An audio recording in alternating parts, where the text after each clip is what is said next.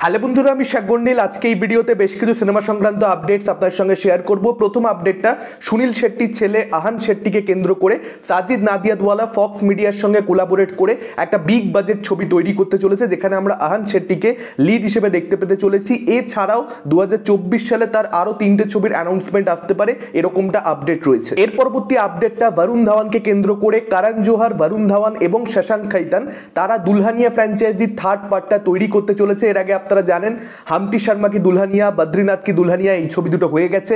আমরা আলিয়া ভাটকে বরুণ ধাওয়ানের সঙ্গে কোলাবোরেট করতে দেখতে পেয়েছি, কিন্তু এই ক্ষেত্রে তৃতীয় ছবিটাতে আমরা আলিয়া ভাটকে দেখতে পাবো না।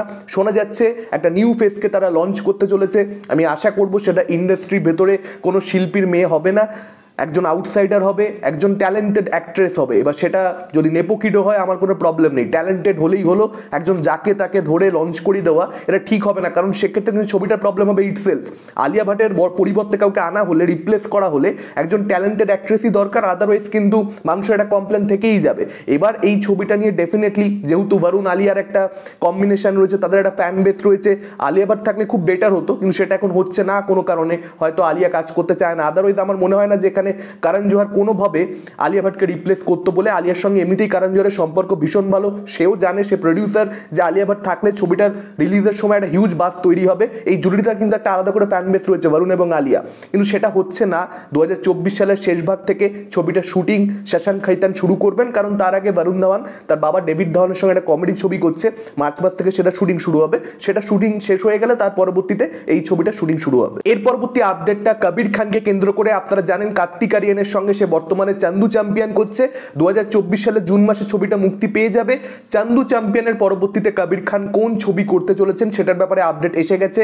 কবির খান এবং তার রাইটিং পার্টনার সুমিত অরোরা তারা একটা স্ক্রিপ্ট তৈরি করেছে। ছবিটার টাইটেল হবে বাব্বার শের এবং এখানে প্রোটাগনিস্ট লায়ন হার্টেড হবে। একটা larger than life human drama এই ছবিতে আমরা দেখতে পেতে চলেছি। একজন এ লিস্টেড সুপারস্টারের সঙ্গে বলিউডের কাজ করতে চান কবির খান। জানুয়ারি মাস থেকে কাস্টিং এর প্রসেসটা শুরু হবে। এবার সেই সুপারস্টার কে সেটার ব্যাপারে এখন অবধি কোনো রকম নিশ্চয়তা নেই, কাস্টিং হয়নি। ডেফিনেটলি কবির খান বিভিন্ন শিল্পীদেরকে অ্যাপ্রোচ করছেন, শাহরুখ খান, সালমান খান, আমির খান, এই মুহূর্তে রণবীর কাপুর। এই লিস্টেড সুপারস্টার বলতে আমরা এনাদেরকেই বুঝি। দেখা যাক কাকে শেষ অবধি কাস্ট করা হয়। রণবীর কাপুর, শাহরুখ খান এরকম কিছু হলে কিন্তু জমে যাবে, কারণ কবির খান সালমান খান জুটিতে আমরা অলরেডি দেখে ফেলেছি। শাহরুখ রণবীরের সঙ্গে কাজ করলে মানে সেটা বেশ ফ্যাসিনেটিং হবে। দেখা যাক কি হয় সেসব। আচ্ছা, এখানে ছোট্ট করে একটা কথা বলে রাখি, শাহরুখ খান ধুম 4 করছেন এরকম আপডেট চারিদিকে ছড়িয়ে বেড়াচ্ছে। এবার এটা পুরোটাই রুমার্স, অন্তত পক্ষে এখন অবধি আমার যা মনে হচ্ছে।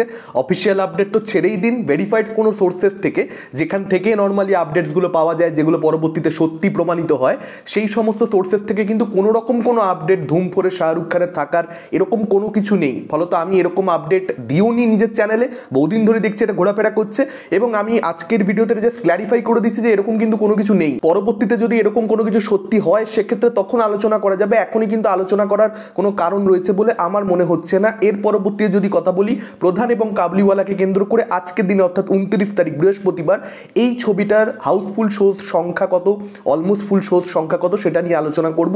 বক্স অফিস কালেকশন জানানো যায় না। প্রধানের ক্ষেত্রে 18টা শো অলমোস্ট ফুল গেছে, 3টে শো হাউসফুল গেছে।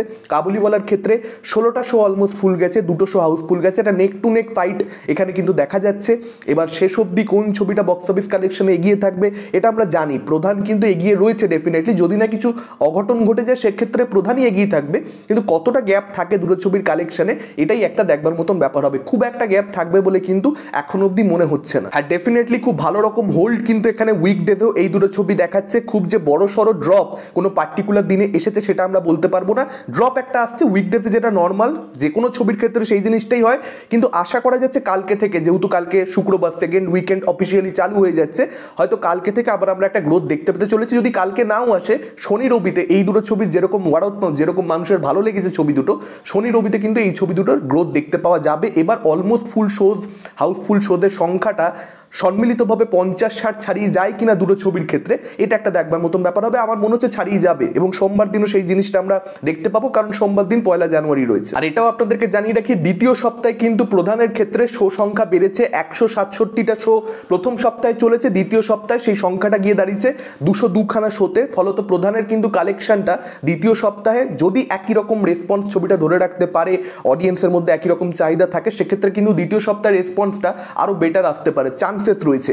এর পরবর্তী আপডেটটা প্রভাসকে কেন্দ্র করে পরিচালক মারুতির সঙ্গে তিনি একটা ছবি করছেন, এই ব্যাপারে আপডেট আপনাদেরকে আমি আগেই শেয়ার করেছি। বহুদিন ধরে সেই ছবিটার সম্পর্কে কোনো রকম কোনো আপডেট আসছিল না। প্রজেক্টটাকে এখন অব্দি তো রাজা ডিউলাক্স বলা হচ্ছে, কিন্তু আফটার অল এটা টাইটেল থাকবে কিনা সেটা সময় বলবে। অফিসিয়াল অ্যানাউন্সমেন্ট এখন অব্দি টাইটেলের ব্যাপারে নেই। সেই অফিসিয়াল অ্যানাউন্সমেন্টটাই পোঙ্গল 2024-এ হতে চলেছে।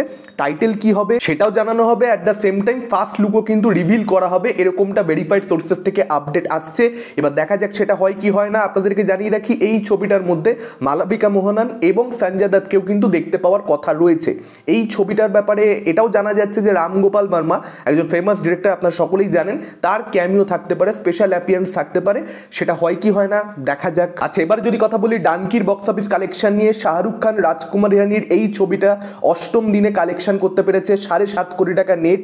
টোটাল কালেকশনটা ছবিটার অষ্টম দিনের শেষে গিয়ে দাঁড়িয়েছে, অল ইন্ডিয়া নেটের কথা বলছি, 149,77,00,000 টাকা, 16.69 মিলিয়ন ইউএস ডলার ছবিটার ইনকাম হয়েছে ওভারসিজ থেকে। এবং আশা করা যাচ্ছে এই ছবিটা সেকেন্ড উইকেন্ডে আবার একটা জাম্প দেখাতে পারবে।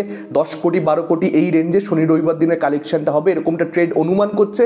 দেখা যাক এই কালেকশনটার থেকে বেশি কিছু আসে নাকি কম কিছু আসে। এটা ছিল আজকের ওভারঅল আপডেটস। আপনাদের কি মতামত এই আপডেটগুলোকে কেন্দ্র করে? কোনটাকে নিয়ে আপনারা সবচেয়ে বেশি এক্সাইটেড? ডেফিনেটলি আপনারা সেটা আমাদেরকে কমেন্ট করে জানাতে পারেন। ভিডিওটা ভালো লাগলে লাইক করতে পারেন, শেয়ার করতে পারেন। আমাদের চ্যানেল নতুন হলে চ্যানেলটাকে অবশ্যই সাবস্ক্রাইব করতে পারেন। আজকের মতন টাটা, চোখ রাখুন পরবর্তী ভিডিওতে।